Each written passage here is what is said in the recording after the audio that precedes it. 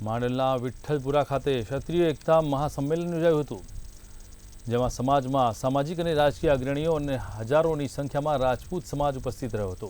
ગુજરાત ક્ષત્રિય સભા અને ચુવાળ 84 રાજપૂત સમાજ દ્વારા રાજકીય અને સામાજિક મુદ્દાઓ સહિત વિવિધ મુદ્દાઓને લઈ ક્ષત્રિય એકતા મહાસંમેલનનું આયોજન કરવામાં આવ્યું હતું, જેમાં સમાજના સામાજિક અને રાજકીય અગ્રણીઓ અને હજારોની સંખ્યામાં રાજપૂત સમાજના લોકોએ ઉપસ્થિત રહ્યા હતા।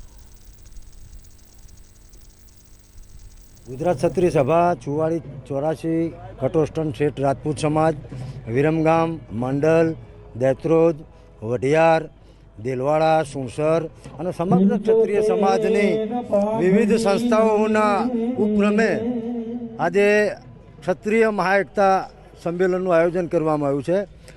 એમાં ક્ષત્રિયની વ્યાખ્યામાં આવતા ગિરાસદાર સમાજ, કારડિયા રાજપૂત સમાજ, નાળોદા રાજપૂત સમાજ, દરબાર સમાજ, મોલે સલામ ક્ષત્રિય સમાજ અને ક્ષત્રિયની વ્યાખ્યામાં આવતા તમામ સમાજોને એક નેજા હેઠળ લાવી અને ભગવાન રામચંદ્રસિંહના અધ્યક્ષસ્થાને આજનો કાર્યક્રમ યોજવામાં આવ્યો છે।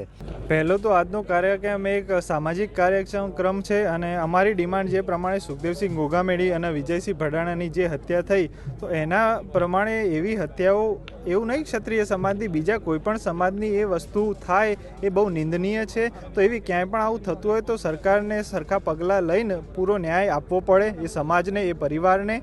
એ અમારી પહેલી ડિમાન્ડ છે।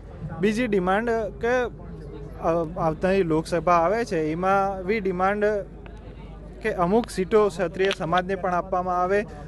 આમ ક્ષત્રિય સમાજનું આપ જોવા જો તો 4 થી 5 કરોડ ક્ષત્રિય સમાજના યુવાનો છે, મતલબ ઓલ ઓવર સમાજ 4 થી 5 કરોડનો થાય છે, તો અમે પણ એક સીટ ડિમાન્ડ કરી શકીએ છીએ।